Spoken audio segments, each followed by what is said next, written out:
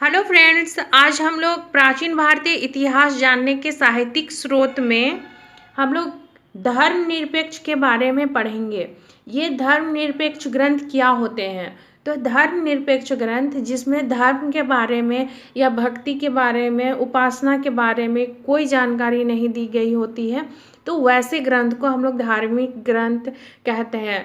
तो फिर इस ग्रंथ में क्या होगा? तो इस ग्रंथ में हो सकता है किसी का जीवन के बारे में बताया हो, कोई खुद के बारे में बताया हो, कोई छोटे मोटे क्षेत्र की कथा हो उसके बारे में लिखा हो।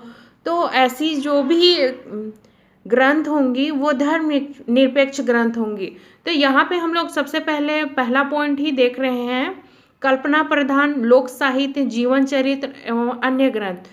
तो एक बार आप खुद से भी सोच के देखिए कि यहाँ पे जीवन चरित्र या फिर अन्य ग्रंथ या फिर लोक साहित्य जरूर आपको यहाँ पे दिखाई दे रहा होगा। तो ये कोई धर्म के बारे में नहीं बता रही है, ये किसी की जीवनी के बारे में बता रही है। लोक साहित्य मतलब आसपास जो छोटे मोटे एरिया होते हैं वहाँ पे जो भी कथा प्रचलित होती है उसके बारे में बताती है ऐसी ग्रंथ है। और ये कल्पना प्रधान भी होती है, मतलब हो सकता है कि किसी ने इसकी कल्पना की हो और इसके बारे में लिखा हो। तो हम लोग इतिहास में बहुत सारे ऐसे तत्व भी देखते हैं जिसका कोई प्रमाण नहीं मिलता है लेकिन कहानी मिल जाता है, तो उस इतिहासकार इसे कल्पना भी कहते हैं।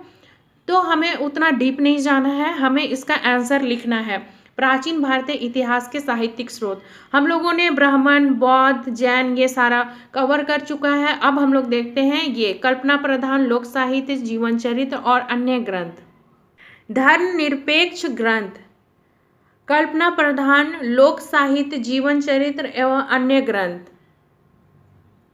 अर्थशास्त्र, इस ग्रंथ की रचना चंद्रगुप्त मौर्य के प्रधानमंत्री चाणक्य ने ईसा पूर्व 4वीं शताब्दी में की थी। तत्कालीन शासन व्यवस्था पर इस ग्रंथ से व्यापक प्रकाश पड़ता है।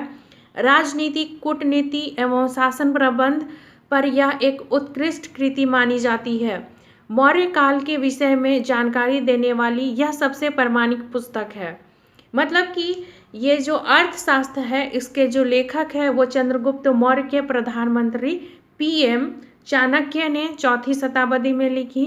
यह तत्कालीन मतलब उस समय की जो शासन व्यवस्था थी, राज्य कैसे चलेगा, इसके बारे में इसमें व्यापक वर्णन किया गया है। ये जो बुक है अर्थशास्त्र, ये राजनीति, कूटनीति और शासन प्रबंध से संबंधित है। मतलब किस प्रकार से राज्य को चलाया जाए, किस प्रकार से विदेशी संबंध रखे जाए, किस प्रकार से शासन को सुव्यवस्था ढंग से चलाया जाए, इसके बारे में इसमें लिखा गया है अर्थशास्त्र में। और इसके जो लेखक है वो है चाणक्य। और इस ग्रंथ से मौर्य काल के विषय में जानकारी बहुत ही व्यापक तरीके से मिलती है, बहुत ही विस्तृत जानकारी मिलती है अर्थशास्त्र से। मुद्रा राक्षस, इस नाटक की रचना विशाखादत्त ने की थी। इसमें नंद राजा के पतन तथा चाणक्य द्वारा चंद्रगुप्त का राजा बनाए जाने का उल्लेख है। इस नाटक की रचना 7वीं शताब्दी में हुई थी।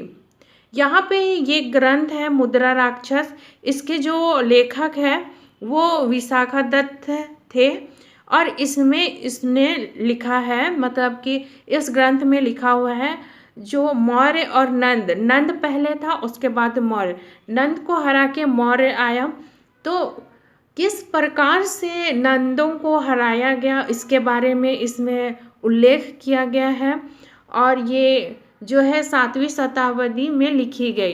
कालिदास की रचनाएं, कालिदास द्वारा रचित ग्रंथों से तत्कालीन संस्कृति पर व्यापक प्रभाव पड़ता है। मालविकाग्नि मित्र में पुष्यमित्र व यवनों के मध्य हुए युद्ध का भी उल्लेख है। यहाँ पे कालिदास की रचना, यहाँ पे लेखक हैं और उसके जो रचना है वो मालविकाग्नि मित्र है। ये संस्कृति पर व्यापक मतलब विस्तृत जानकारी प्रदान करती है। और यहाँ पे पुष्यमित्र और यवनों के बीच हुए युद्ध का भी वर्णन करती है। मौर्य काल के बाद शुंग पुष्यमित्र शुंग ने शुंग वंश की स्थापना की। तो उससे जो बाद में लड़े वो थे यवन। तो उसके बारे में युद्ध में मतलब उसके पुष्यमित्र शुंग और यवनों के बीच हुए युद्ध का यह वर्णन करती है। हर्षचरित की रचना 7वीं सदी में बाणभट्ट ने की थी। इस ग्रंथ से हर्षकालीन प्रत्येक प्रमुख घटना की जानकारी प्राप्त होती है।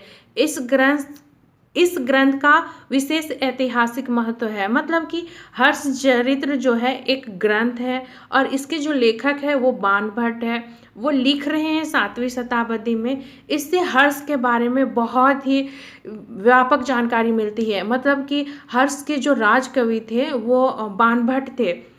तो बाणभट्ट डायरेक्टली मतलब प्रत्यक्ष रूप से हर्ष के बारे में सारा कुछ जानते थे। उनके जो राजमहल में चल रहा है, उनके जीवन में जो चल रहा है।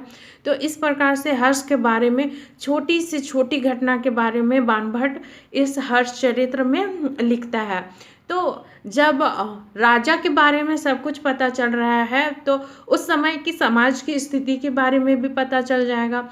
तो इस प्रकार से ये प्राचीन भारतीय इतिहास में महत्वपूर्ण योगदान देता है ये ग्रंथ हर्षचरित्र। महाभाष्य। पतंजलि के महाभाष्य से मौर्य काल के विषय में जानकारी मिलती है। मतलब कि पुष्यमित्र शुंग के जो पुरोहित हुए थे वो पतंजलि थे और उन्होंने महाभाष्य लिखा। तो इससे मौर्य काल की भी जानकारी मिल जाती है। गार्गी संहिता। इसमें भारत पर यवनों के आक्रमण का उल्लेख है। यह एक ज्योतिष ग्रंथ है। गार्गी संहिता कात्यायन द्वारा लिखी गई है और इसमें भारत एक ज्योतिष ग्रंथ है। मतलब कि या जैसे वास्तु ज्योतिष होते हैं ना कि आज का दिन कैसा होगा, कैसे मतलब इनका विवाह उनका विवाह होना चाहिए नहीं होना चाहिए, ज्योतिष जो बताती है।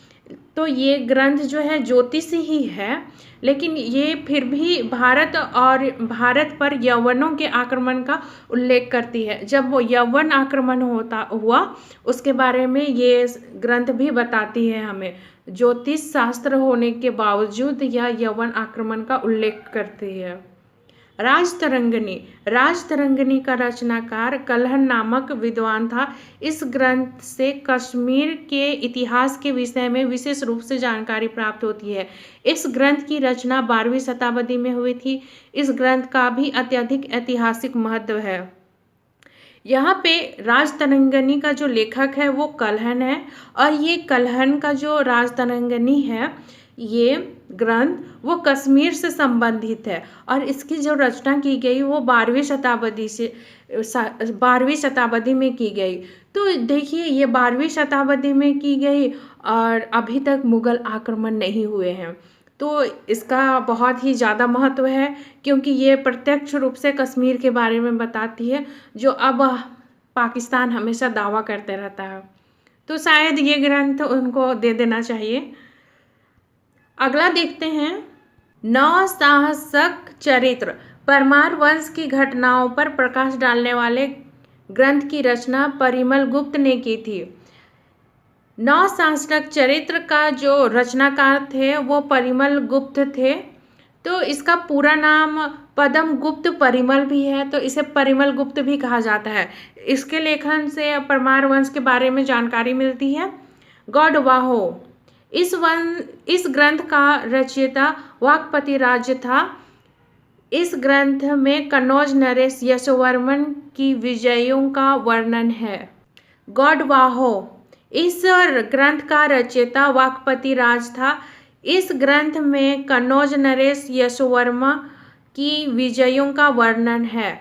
मतलब कि ये जो ग्रंथ है गौडवाहो इसके रचयिता थे वाकपति राज और इसमें कन्नौज नरेश यशोवर्मन के जो विजय थे उसके बारे में वर्णन किया गया है। विक्रामक देवचरित। इस ग्रंथ से चालुक्य वंश के इतिहास के विषय में जानकारी मिलती है। इस ग्रंथ की रचना बिल्हन ने की थी।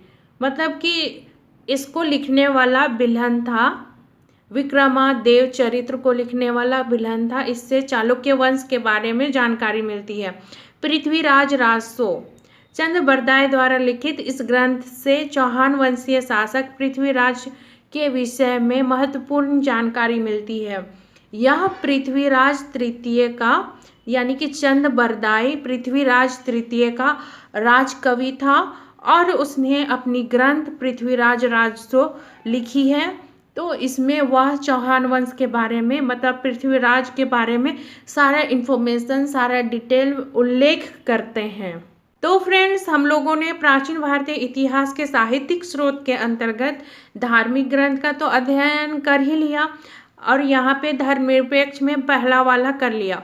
तो यहाँ पे हम लोगों ने विदेशी यात्रियों के वृत्तांत इसका एक अलग अध्याय मतलब इसका एक अलग वीडियो मैंने YouTube पे डाला है, तो उसको भी आप यहाँ पे लिख सकते हैं। आप अगर बोल भी सकते हैं, अगर फिर से आप समझाने के लिए कहें तो मैं फिर से समझाऊंगी, अदरवाइज आप वहाँ से भी लिख सकते हैं, सारा इसमें मेंशन हो जाएगा।